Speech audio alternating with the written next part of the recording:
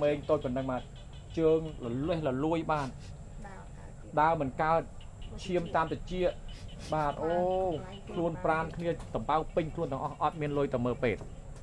បាទគេមានហ្វាម៉ាស៊ីគៀនហ្នឹងតែបើយើងអត់មានលុយឲ្យគេគ្មាននរណាគេឲ្យថ្នាំទេគ្មាននរណាគេមើលព្យាបាលទេបាទរីឯក្មេងនេះវិញបាទកើតរោគពេញបាទជើងបាត់អីពេញខ្លួនគ្នាបាទគឺវេទនាមែនទែនសពជនអាចមើលភាពពិតបានបាទពីក្មេងទៅអាយុប្រហែលទេបាទមួយខែជាងទៅមួយខែជាងទេបាទបាទមើលខ្នងក្មេងបាទចេញស្អីពេញទៅនឹងទាំងអស់បាទក៏ដូចជាក្មេងនេះផងដែរយើងតិចគ្នាហៀឃើញផ្ទុះចេញពីក្នុងហើយតបៅពេញខ្លួនប្រាណទាំងអស់បើយើងគ្មានថវិកាមើលទេបាទបើមករៀបដៃគ្នាចេញអស់ហើយបាទប្រវត្តិយ៉ាងម៉េចបាទប្រវត្តិឮថាក្មេងនេះក្មេងទាំងពីរនេះប្តីរបស់បងស្រីហ្នឹងមានប្រពន្ធពីមុនមកចាមានប្រពន្ធហើយមានកូនហើយកូននេះកូនទាំងពីរកូនខាងប្រពន្ធតាមុនហើយម្ដាយបាទម្ដាយនេះគឺស្លាប់ចោលចាកើតកូនហើយស្លាប់ចោលចាបាទហើយអញ្ចឹងគាត់បានប្រពន្ធថ្មីមួយទៀតគឺបងស្រីនេះឯងហើយបងស្រីនេះឯងជាអាណាព្យាបាលសម្រាប់ចំពោះកូនទាំងពីរនេះបាទដែលបានទុកឲ្យពីប្រពន្ធរបស់បងប្រុសមុនហើយការវេទនាយ៉ាងម៉េចខ្លះបងសូមបងរ៉ាយរាប់ពីរឿងពេទ្យទាំងអស់មកជួកាលមានបាយហូបជួកាលអត់បានយាយនឹងតានឹងគាត់អត់គាត់លេខឲ្យខ្ញុំហូបគាត់ហៅខ្ញុំក៏ហៅមើលយកបាយទៅស៊ីឲ្យនេះ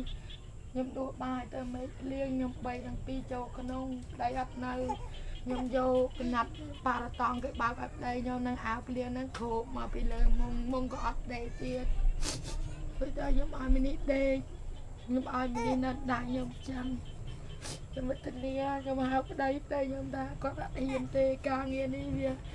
យើងទៅផ្ទះក៏មានច្បាប់បើអត់ទេគេនឹងផ្ដាច់យើងពីការងារគាត់ឆ្លាញ់ទៅហ៊ានជាងប្រពន្ធកូនណាក៏បានទៅទៅហ៊ានក៏អត់បានដីនឹងនៅដែរច្បាប់គេឃើញអាណិតដែលថាតស៊ូនឹងសមរភូមិគេឲ្យដីខ្ញុំមុនដបោកអត់មានជាងចេះទេអត់ទាំងអស់ដបោកក៏អត់អីក៏អត់នៅខ្យល់មកយល់ចឹងដូចតងចឹងនៅខ្នងទំនប់នៅព្រៃដល់ហើយគេហៅឲ្យមកបានដីនឹងខ្ញុំអើយខ្ញុំអង្គុយយកមកអត់មានជាងមានអីវាយបាំដល់ប៉ុណ្ណឹងទៅតែបើទឹកលិចមកសត្វតាពោះបងសត្វតាពោះតាមដបោកតាមអីពោះទាំងអស់អញ្ចឹងបានន័យថាដីនេះរដ្ឋាភិបាលប្រគល់ឲ្យប្តីរបស់បងដែលជាទាហានឲ្យខ្ញុំបាទអញ្ចឹងពីដើមឡើយបងអត់ដីទេមិនថាអញ្ចឹងអត់មានទេពេលបាត់ថារដ្ឋាភិបាលប្រគល់ឲ្យមែនក៏ប៉ុន្តែដីនេះបងមិនតាន់ធ្វើផ្ទះនៅឡើយទេអត់មានអ្វីធ្វើផ្ទះអត់មានអ្វីធ្វើសូម្បីតែស្លាក100ក៏អត់មានបាំងលៀងមកស្បិចស្ពាយស្អាយត្រឹងយកភួយហ្នឹងបាំងចឹងហើយគាត់ថាពេលដែលទឹកឡើងមកគឺពោះសម្បូរពោះមែនទែនពោះសូសត្វតាពោះហើយទឹកលិចផ្ទះហ្នឹងទាំងអស់ទឹកលិចផ្ទះទាំងអស់នេះអញ្ចឹងរស់នៅយ៉ាងម៉េចទៅបានតែពេលទឹកលិចឡើងអញ្ចឹងគាត់អញ្ជើញតាណាដែរញាតិចិត្តខាងហាវឲ្យនៅទៅឡើងខ្នងទៅទៀតថ្ងៃនេះក៏បានសុំច្បាប់ពីមេរបស់គាត់ដើម្បី